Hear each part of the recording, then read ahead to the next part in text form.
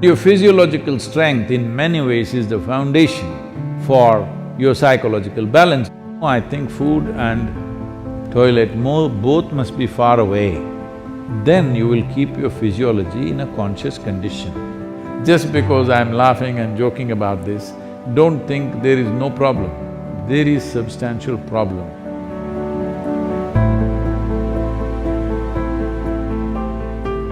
Sadhguru, during the lockdown, we have gained a lot of weight from overeating and no physical activity. Can you offer us some simple weight loss tips, please?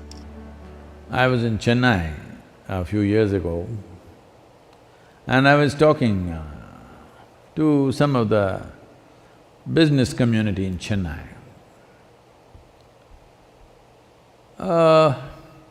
They were not particularly obese or something, but little, trying to imitate the planet. Not by being on a spin, in form, I mean. So I said, as a generation of people, look at your condition. If I had come to Chennai 50 years ago or 100 years ago, in what physical form people would be, in what level of physical fitness they would be, ordinary people I'm talking about. I'm not talking about gymnasts, sports persons, not those kind of people, ordinary people on the street.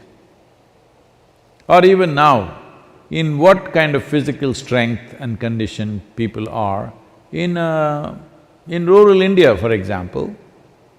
I said, see, suppose it so happened, you were walking on the street and you saw a tiger, a wild tiger, hungry one. How many of you can at least climb a tree? And this is a spectacular show, a tiger on a Chennai street. This is not a everyday happening, it is something you must enjoy. But how many of you can climb a tree, which is the trunk of it, usually the city trees, what is on the avenues and stuff, is not more than 8 to 12 feet. How many of you can climb this 8 to 12 feet and sit on a branch and enjoy the wildlife view? No.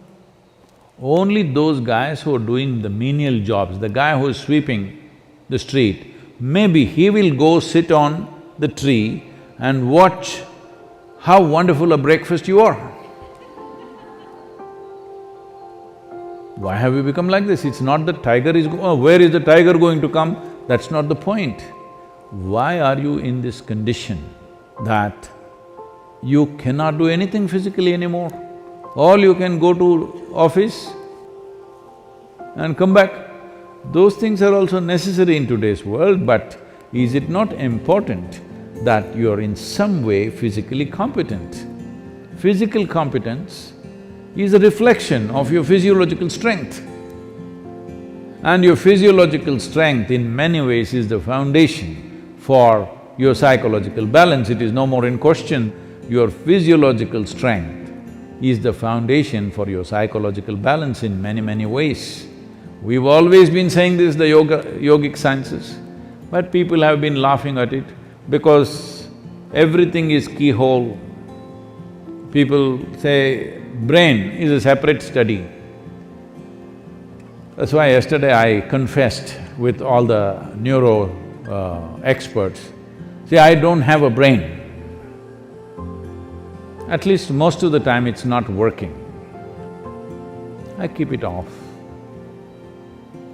There is enough from the tips of my hair to my toes. There are enough cells with enough memory and intelligence, they will do my life. I have disciplined them nicely. They will do my life the way I want. Because a large part of day-to-day work and day-to-day functioning is just a repeat work. All you need is a clerk.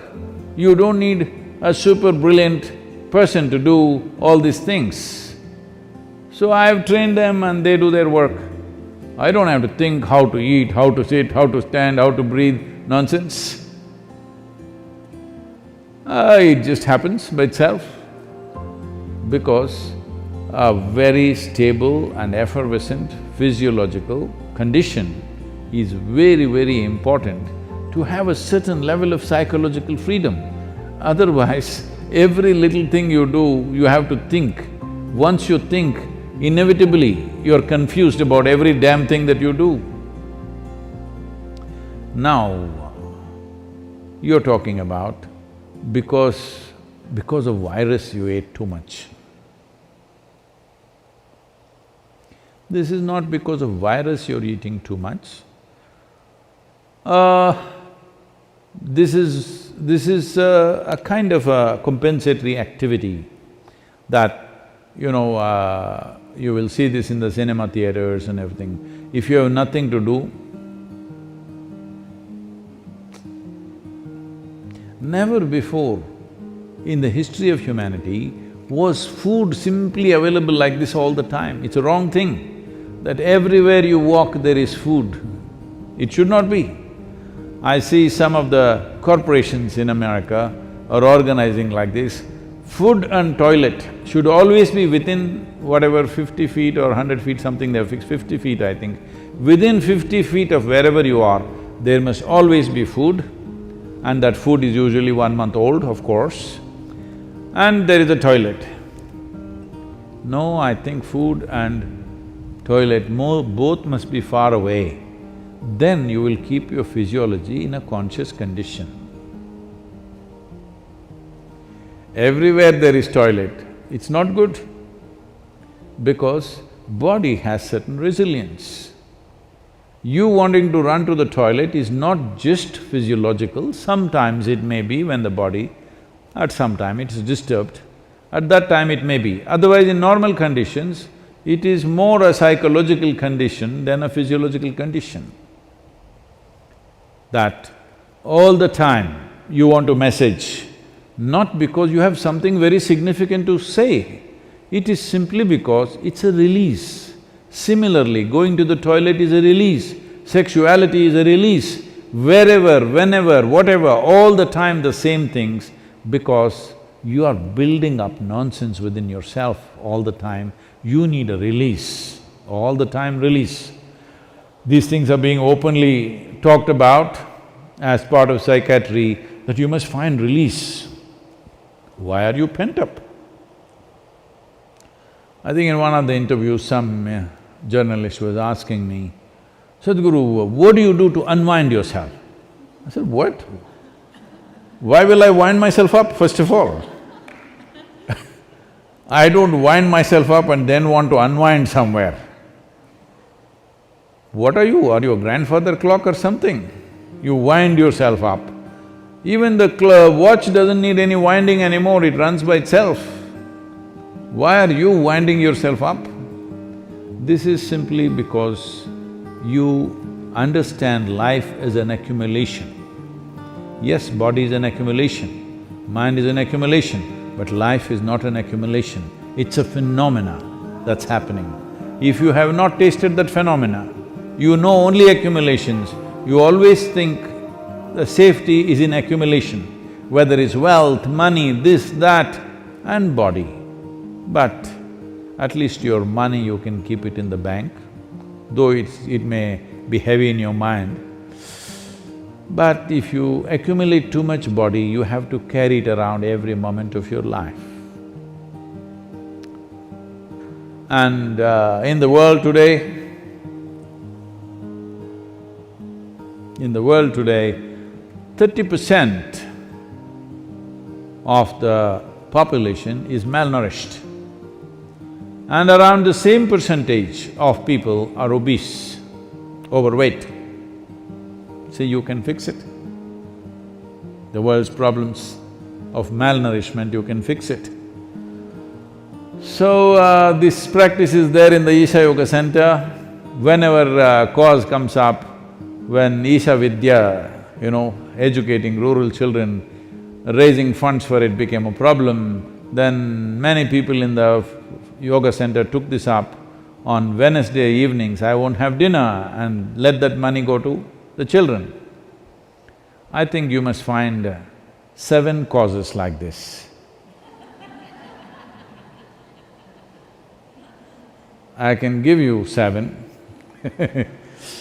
Monday for Rally for Rivers, Tuesday for Kaveri Calling, Wednesday for Isha Vidya, Thursday is called Guruvar, this is for your Sadguru. Friday for Devi, because that's her day. Saturday, you have your dinner, I'm reducing 1 day. Sunday, for Janalinga. Like this, you find 7 or at least 6 causes where 6 dinners you give away. Morning you eat, all right? 10 o'clock in the morning you eat well, and again eat 10 o'clock tomorrow morning. And also, because you need to keep social distancing, drive out of the town and walk back. Get into your bus, buy a ticket for 10 kilometers away and just walk back. Best you go without your phone and your wallet, so that you have to walk back. Do something, come on. Already there is one problem, you want to multiply your problems, huh? You want to increase the size of your problem? Don't do that. There's enough problem already. I'm telling you there's substantial problem. Just because I'm laughing and joking about this, don't think there is no problem. There is substantial problem. Don't fool yourself, because if your body and your mind is in a certain condition, you can easily fool yourself. This happened. Shankaran Pillai was running a garment shop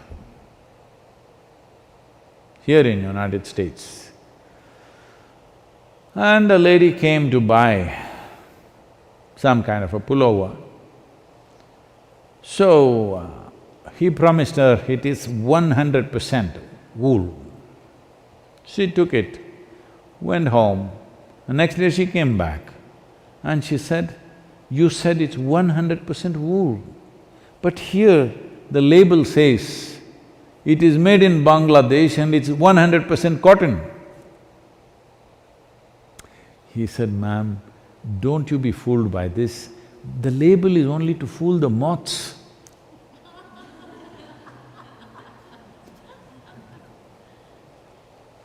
Like this, there are so many labels all over the world, don't go by that. This is a simple experiment you must do, all of you who are sitting now on the floor, when you get up, you must use only 2 limbs to stand up.